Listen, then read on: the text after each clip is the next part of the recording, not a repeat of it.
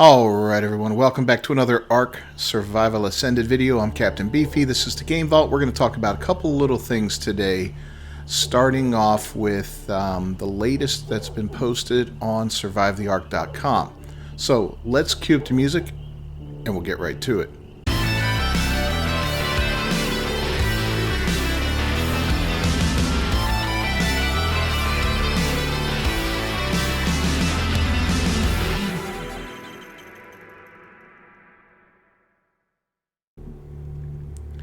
Alright, first off, the latest post that came out about 9 hours ago at the time of filming this video was Achievement Unlocked Your First Day, and this is what it states. A lot's been going on. We thought it'd be a good way to wrap up the day with a quick update regarding the state of the game and our plans over the last days and weeks ahead. Let's discuss a few key topics. The first is no stranger to Ark games on day one, and that's the client-side performance. So basically they have been working to optimize the game and the way it runs. They talk about changing the graphics quality setting to your preferred setting to take full advantage of the new under the hood settings that they've done on the client side. Through the weekend, they'll release further improvements to client performance, including generating a pipeline state, object cache to eliminate graphic stuttering and hitching, and further optimizing the sky, cloud, atmosphere shaders. The second is a 1-2 combo, server-side stability and optimization. He states that the team has been battling a number of never-before-seen crashes since the game went live. And he states such as 1 hour of live play is equivalent to a month of internal QA. The floodgates opened, and at one point servers were coming down faster than they could get them back online. Thankfully, as of their latest server-side build, we've managed to get the servers in a much more stable state, eliminating over 95% of the server crashes. There's still more that they plan to address. They're collecting data over the last few days to identify major server performance pain points, and it's going to be the main focus for the engineering team, and they'll be looking to introduce as many optimizations as possible. After another week or so, they'll have a PTR branch of the game available to test out some of the riskier optimizations before we set them live to the public. But for now, they're going to continue to operating for the main branch of the game as they've launched, and they're in rapid patch mode.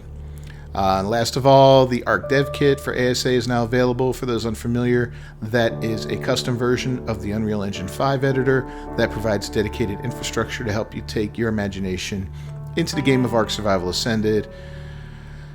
That's basically to create mods. So there's your latest update on the state of the game from the developer. Okay, let's move over to Nitrado now. Now, Nitrado, who has the exclusive rights to hosting dedicated servers for Ark Survival Ascended, well, we're going to compare what it would cost you to host a server for Evolved as opposed to Ascended. Now, the smallest one you can buy, and I'm going to go PC to PC here just to keep things straight, is a 10-slot server for $16.19 for 30 days. Which, isn't a lot of scratch. I mean, it's not too bad.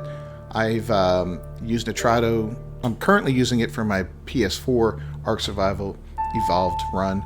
I've used them in the past, and they've, it's a little bit more than it was last time I paid it. I think last time I was paying $13 per month, but I usually bought 90-day increments of it, just to not have to worry about it for 3 months. I've been going month by month right now, waiting for Survival Ascended to release, so that I could, so I wouldn't be stuck with a server that I don't want to use once ASA releases. So $16.19 was the absolute minimum you could pay for a 10-slot server. Now moving on to Survival Ascended, 26 slots is the smallest you can get, and it's $32.29 for a 30-day subscription. So that is double the price, basically, of a 30-day subscription for Ark Survival Evolved. Now, it says coming soon, crossplay for consoles and Windows, integrated CurseForge mod management with crossplay mods, automated server backups, and DDoS protection. Wow, so that's a pretty big increase. Doubling the price is quite a bit for renting a server. Now, granted, you're getting over double the capacity on the server from 10 people to 26. But if you've only got a small group of people you want to have on that server, you and a few buddies, 3 or 4 of you want to hang out, you're paying a lot more and you're not really gaining anything for it. So that's really aggravating that they did that. I'm going to be honest about that. I feel like, monopolies are a bad thing, and already Nitrado is showing their true colors here by forcing you to buy a 26 slot server, or rent one, I should say, per month. And that's just wrong. I know there's a way they could do it where you can just go down to a 10 slot server and, increase it if you have to later on, if you got more people joining you or whatever. But that's frustrating. 26 slots, I'm never going to fill that on a regular server with me and my buddies. I'm not going to have 25 other people hanging out with me playing on Ark. I just don't see that happening. Now, if I do a cluster where I can have people have memberships on my YouTube channel and then give them the rights to join in on cluster servers and all that, well, yeah, I could see that, no problem. It would pay for itself without a doubt. But for just a private server, really not cool. Now it says, why do I need to purchase so many slots for an Ark Survival Ascended game server? So their answer is Ark Survival Ascended pushes the limits of hardware with overhauled Unreal Engine 5 graphics, dynamic water, and interactive foliage. As a result, running Ark Survival Ascended game servers requires a lot of memory, 14 to 16 gigabytes, and especially compared to Ark Survival Evolved game servers, which use 5 to 6. It is around 3 times higher.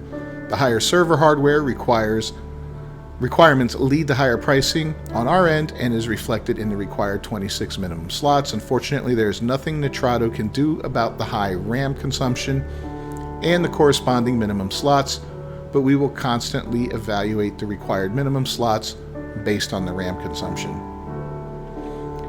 And of course, they have a little graphic there showing you 3 times 5.5, whatever. How is the crossplay situation on release? Initially, only PC, Steam will be released and consoles will follow. The Steam platform is not crossplay supported. For Xbox, PlayStation, and Windows Microsoft Store, crossplay is supported. With a future game update, crossplay will become enabled across all platforms for official and unofficial Ark Survival Ascended game servers. Later in 2024, cross progression will be implemented across all platforms to ensure you can play your characters from any suggested platform. And then it goes and gives you your benefits and all that, whatever. So this doesn't sit well with me. I don't like having the price doubled on me. That's frustrating. Will I do it? Yeah, I'll do it for the channel and all that. That's fine. And I know that makes me part of the problem. But if you're considering getting this game and having a private server, well, that's what it's going to cost you. $30 plus a month. Now, if you got a few friends that you're going to be playing with and everybody wants to pitch in $10, not a big deal, right? But if you're hosting it on your own, that can get a little pricey, and that's a little aggravating there. I'm really not happy with Nitrado for this. But let's move on to what I want to talk about next. All right, next up is the business contract between Snail Games and Nitrado. And just going to highlight a couple different little things on there that I want to talk about. And one of them is, let's see here, blah, blah, blah. So, under Section 6, okay, for the initial parts talk about the money loaned and repayment, what's required to get it repaid, which was getting it launched before October 31st, 2023, and all that. But 6.1 here under exclusivity is exclusivity regarding games. And A, subject to the satisfaction of the conditions under Section 6.1c, which is below, for the period commencing on the date hereof and ending on the expiration of the 7-year anniversary of the date hereof, SGUSA, which is Snail Games, hereby grants Marbus, which is Nitrado, the exclusive, non-transferable, global, and irrevocable right to A, provide Snail Games and its affiliates with official servers to host and run the games, and B, rent out private servers and community servers other than the accepted servers. license to use server files, client keys, and any other form of data, collectively, server files, in connection with A, the administration and management of official servers, and B, hosting and running the games on private community servers, but specifically excluding the servers which continue to host Ark Survival Evolved in its current version, which shall be governed by Section 6.2, and license to host and run the games on private community servers. It being understood that Nitrado shall be entitled to provide the aforementioned services through and sublicense the aforementioned license to its affiliates and or third-party subcontractors appointed by Marbus, games exclusively, or Marbus, Nitrado. Nitrado hereby accepts such a grant. So, 7 years. Yikes, that's a long time. So, we're basically at the mercy of Nitrado for 7 years here from the sound of this. Now, I'm no lawyer, I'm no law expert or anything like that. If any of you are out there, I will leave a link to this down below in the description. Feel free to look through it yourself and make your own, draw your own conclusions on what you read there. But yeah, that's not, that doesn't sound good. Not for the customer, not for the player. Sounds good for Nitrado, that's for sure, but it doesn't sound good for the rest of us. Now, when they referred to Section 6.1c, which is down below, we're going to jump ahead to that. And it says, the game's exclusivity granted by Snail Games to Nitrado is subject to the satisfaction of all of the following conditions, which are collectively the continuous exclusivity conditions. Such games' exclusivity shall not apply to non-commercial, non-monetized servers owned by end users themselves and for such end users' own use. And those are called accepted servers.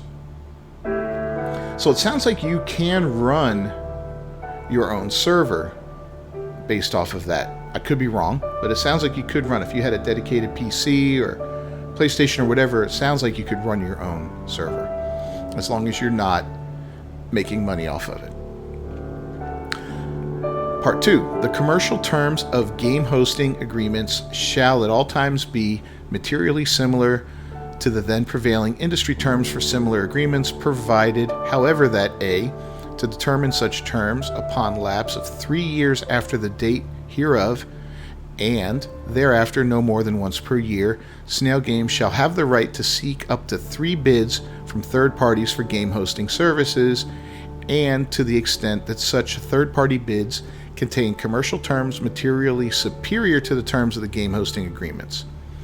Snail Games and Nitrado shall enter into good faith negotiations regarding such terms of the game hosting agreements with a view to matching the commercial terms of the bid most favorable to Snail Games, it being understood that per server rental fee for the same specific server type or comparable server type in terms of quality and performance to be paid by Snail Games to Nitrado under a game hosting agreement shall not fall short of 95% of the relevant per server rental fee payable during the immediate preceding calendar year. And last of all, throughout the exclusivity period, the per server rental fee to be paid by Snail Games to Nitrado for the same server type or comparable server type in terms of quality and performance shall not exceed 105% of the relevant per server rental fee payable during the immediately preceding calendar year. So it sounds like after 3 years, there's going to be some room for Snail Games to do some negotiating and maybe getting out of this contract here. Based off what I'm reading there. Now, again, I'm no lawyer, I'm no expert on this kind of stuff. I don't do contract law or anything like that, obviously. But it sounds like for 3 years, if you're going to play this game and you're going to be using a dedicated, or you're going to be using a rental server, you're stuck with Nitrado. I mean, that's just what it sounds like to me, based off of this. And it sounds like, they do mention in there that accepted servers exist. Non-commercial, non-monetized servers owned by end users themselves is what they refer to there. So unless I'm wrong, people will still be able to host their own servers. I don't know. But that's what I get from all of that. Now, last but not least, let's take a look at the patch notes since release, and we're going to try to stay up on these on a pretty much a daily or every couple day basis, depending on how often patches come out. Alright, so version 25.15 server and 0.16 client. Improved graphic optimizations, fixed some crashes, fixed an issue with mod dino spawns. The one preceding that fixed multiple server crashes, fixed a battle eye disconnection during cinematic. One before that fixed multiple server crashes, fixed an exploit with the AIM magnetism system, fixed official PvE server config so that the correct rules were applying, such as decay periods, structure prevention zones, lock structures, and enabled battle eye on Steam Deck. And the one prior to that, the very first one, was fixed several crashes, fixed an exploit, server-side optimization for wild dino movement, and enabled difficulty level 5 on official servers. I think that first one was the one that fixed the exploit where everybody got everybody had the ability to get admin commands and just wreak havoc on the servers. I don't know. So there's a lot to digest on this. Again, I'm still looking forward to the game, but I'm really a little miffed at Nitrado for this massive hike in the price. I get it, the cost is going up and all that, but dude, you've got exclusive rights to this, guys. You know what I mean? You're hosting all the servers for the official community. You guys are making money hand over fist here. I think, this is just another example of greed. And greed in the gaming industry, it's rampant. You see it all the time with games that monetize themselves with cosmetics and all that, battle passes. We've seen countless examples of this through the years. And it's just getting worse. It's getting worse and worse and worse. And so even though I'm going to be playing this game, I just want you, if you're thinking about it and you're thinking about playing on a private server, think about your options here. Now, you can always get the game and play on single player, and while that's viable, it's definitely not the most optimal way to play it, especially on a console. You can do a lot on PC to edit your save and all that, and change how things work on it, but you can't edit an INI file on a console, at least not any way that I know of, without using no way that I know of, actually, for the console itself. If you use a server, you can, but on your own you can't do that. So I don't know. But anyway, not crapping on anyone here, but just stating my opinion. Let me know down in the comments what you think about all of this. This has been a pretty bad launch overall, in my opinion. I've seen a lot of games launch, and this one has been pretty rough. I'm Captain Beefy. This is the Game Vault.